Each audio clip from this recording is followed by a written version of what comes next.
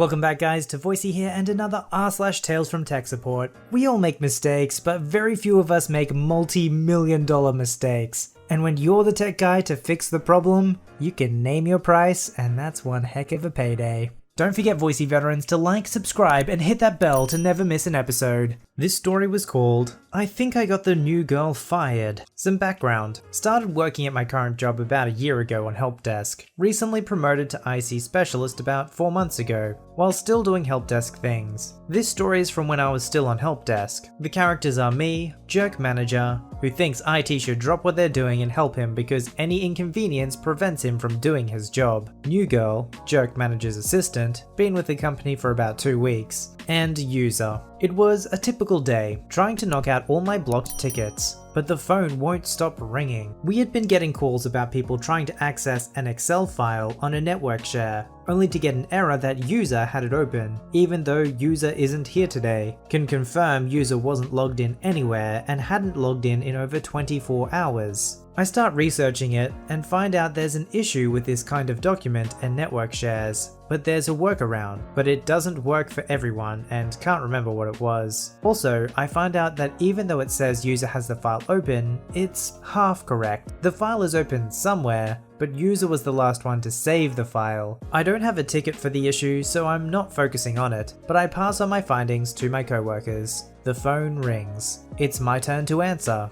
IT, this is Verbal, how can I help you? Hey Verbal, this is JM. I need to access file to make changes, but it says user has it open. He sounds kinda pleasant, but I know it's about to change. Yeah, we've been getting calls about this and we're looking into it. Cue his typical behavior. I need it now. As I said, we're looking into it, and I'll provide an update as soon as we can find out more. This is bullcrap. I'm sick of calling this line, and you can't even do what your job title says. Probably about another 30 seconds of him ranting about how much he hates the IT department. If you can't help me, what can you do? I can continue looking into this to try and get it resolved. Jerk manager back to ranting. At this point I had a random idea on how to find out who had the file open. Open computer management, connect to another computer, file server, shared folders sessions. Don't know why I didn't think of it before. I see new girl has the file open. I found it. It looks like NG has it open. No she doesn't. She's working on something else. He goes on that I'm trying to get him off the phone and argues that I'm wrong. While he's ranting, I find out what computer NG is on and remote into her computer. We use some remote desktop software that allows us to view and control a user's desktop through a web browser. She has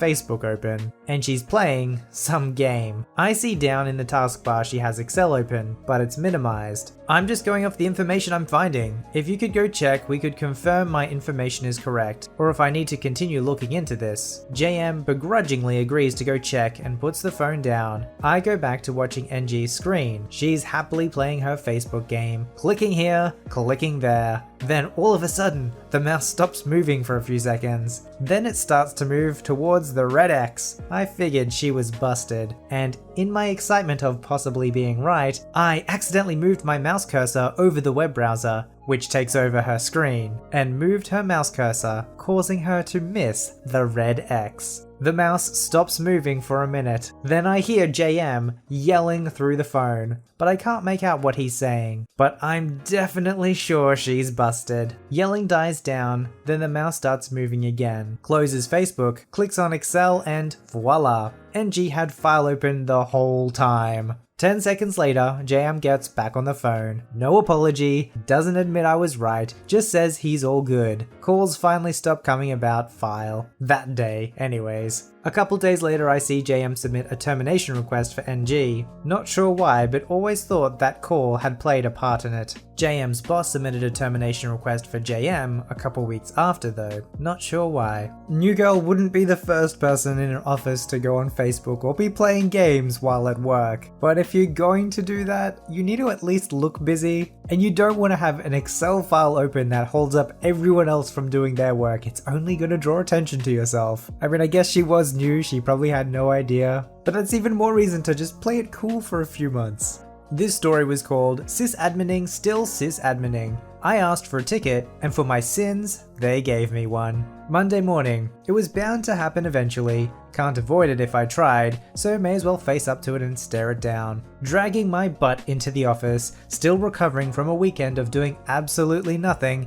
but recovering from the last week. Exhaling the last cold air of dawn from my lungs and breathing in the stale hot air of the office air mixed with the smell of coffee and toast from the early starting staff members. Making my way to my cubicle, I ignore the frantic hand-waving of the human resources, 2 lies for the price of 1, who are begging me to show them how to operate their computers for them since their brains haven't warmed up sufficiently to remember how to do their jobs. I arrive at my cubicle, my tiny corner of refuge, my fortress of solitude that everyone knows about and visits incessantly. Firing up the computer, I again mentally toy with the idea of making a false cardboard wall to disguise my cubicle as a storage room full of cardboard boxes. The computer on, I log in and start dealing with the email and trouble tickets from the weekend, while my phone starts ringing off the hook. I swear these people watch me on hidden cameras waiting for me to sit down. I fight my way through the weekend spam build-up and make my way to the trouble tickets. First one in, the queue is from one of our branch managers on Sunday. Branch manager: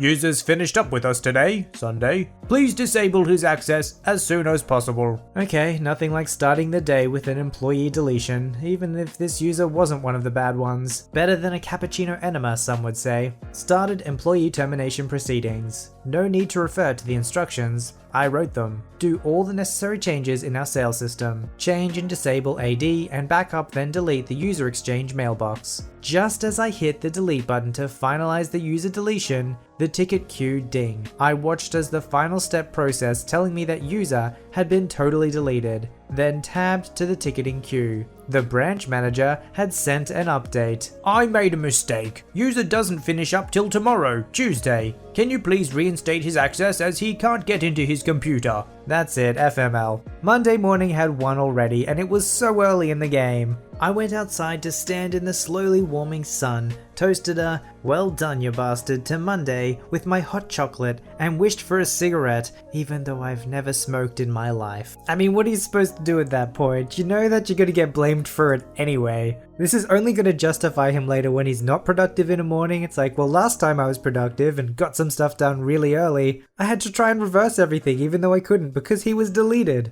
This story was called PC Keeps Turning Off. I was working in IT, got a call from a user saying their PC keeps turning off. I asked the usual questions to work out if the PC is shutting down, or is it the screen going blank, etc. End result of the conversation was that the PC was cutting out completely and needed powering back on via the on-off button. I headed up the 2 flights of stairs to the user, expecting a loose power cable. But once under the desk, I was surprised to find the power cable nice and secure, then looked at dust buildup and fans thinking overheating, but everything seems to be fine. I asked if there was any pattern to the cutouts. Does it happen when using a particular application, or at particular times of the day, etc.? She says no, but after a bit of prodding, says it often happens after she catches the PC with her foot. Thinking maybe an internal loose connection, I give the PC a few shakes and a few taps around the case, but the PC remains quietly well behaved. I tell her it seems to be working fine. She then says, "No, it happens when I catch it with my foot." Smack. From out of nowhere, she kicks the PC so hard,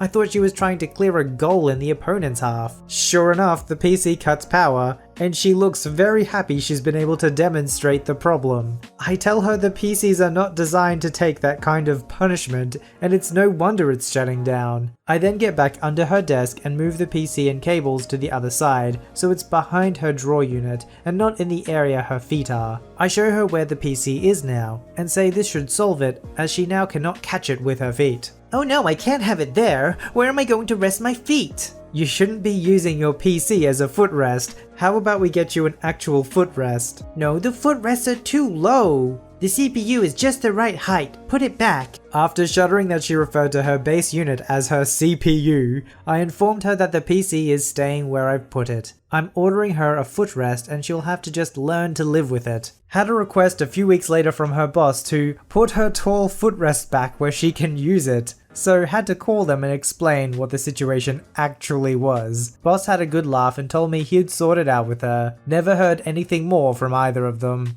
Okay, to be fair, I'd be lying if I said I'd never used a PC as a footrest. But it's not the only thing, like the desk, a second chair. But calling your PC a CPU, okay, that's criminal. For those who don't know, CPU is Central Processing Unit. It's the processor inside the computer, it's not the whole computer itself. This story was called How a Favor for a Friend Ended Up Costing a Small Company Millions in Sales and My Service Fees. Over the 4th of July holiday, we had some pretty severe storms in my area. I've been on a very long and much needed staycation from work, which has absolutely nothing to do with the release of Shadowbringers. Nothing to do with that at all. I was enjoying a nice cup of Diet Cola, watching some epic cutscenes from the expansion when my phone rang. If you ignore it, they'll go away. I go back to gaming when the phone rings 9 more times. I finally pick up. What? Can you come help me out? I can make sure you get paid. My new computer in the new office is not working. 200. Huh? I'm on vacation and that's my fee. This is his manager. If you are worth it, I will pay it. I drive out to his office and take a look at his PC. It will post, but will not move past that. Maybe the hard drive. Going to open her up and take a look. I open up the case and immediately see the issue. Every cap is blown on the motherboard. Every single one. How's this thing posted? No freaking clue. Did you guys have any kind of power surge in the building recently? The building did receive a lightning strike. No, the irony is not lost on me. Nothing had power for most of the week. Did you not have a surge protector? See those strips along the floor? Those are industrial power strips. I am told they protect against power surges. The things he was pointing out were those long metal office power strips, the ones that have no or very little surge protection capability.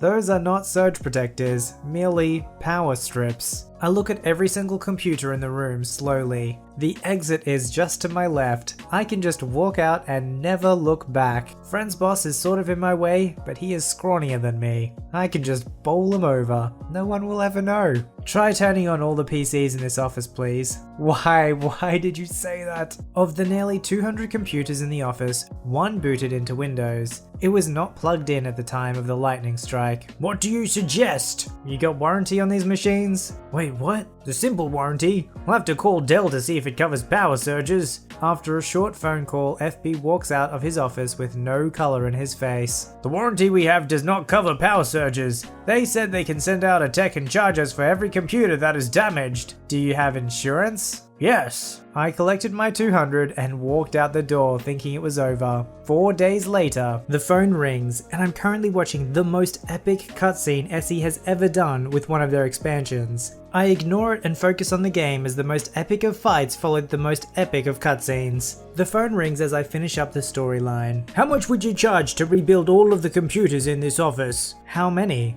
I should just hang up right now. All but one of them? $50 per machine. There is no way he will say yes to that. Looks like you get to focus on Titania Extreme this weekend. 25 per computer? I stop. Am I miscalculating how much money 50 per computer was? Answer was yes. Yes, I was. I dropped an entire 0 on that number. That is a lot of money. But I also really want to play this brand new expansion. 30. Deal! Darn it, I think. Okay, I'll be right over to get to work. I drive out there and see a ton of Dell boxes all over the place. The warranty guy wanted to charge 85 per computer after the parts. So I just bought all the parts and called you. I curse myself thinking I shouldn't have lowballed it so hard. Okay, if I'm going to do this, you are going to have to help me get everything organized. Each desk will have the parts needed for each PC next to it, and I will get to work from there. Every PC needed a motherboard and PSU replacement, as well as half needing RAM or processor replacements. Only one HDD was damaged, and it was the storage drive, not the NVMe SSD. I go down the line and remove the side panel from each machine, then remove the power cables from each machine, then unscrew the dead motherboards from each machine, and you can see how this went. By the end of an 8-ish hour day, I had most of the work done, just needed to boot each machine up and pray. Wasn't as bad as I thought it would be, only 2 DOA PSUs that came out. Was able to head to Micro Center and grab 2 cheapo PSUs using my own money. The guy said he would reimburse me for it separately. By nearly midnight, I had all computers up and running and waiting for the logins. There was one thing I forced each new desk to have though, a high quality surge protector. I am handed the largest check I have ever seen in my life and walk out the door with a smile. That dude just got paid $6,000 for a day of work. And yes, it would be pretty tedious work, and he had to give up his video games, so there were sacrifices that were made. But he definitely owes his friend something for that one. And let that be a lesson to everybody here. Please use surge protectors. It's gonna save you time, money, and stress. Post your stories, memes, and fan art at r/VoiceyHere. Don't forget to like, subscribe, and hit that bell to never miss an episode. Alright, Voicey veterans, I'll see you in the next one.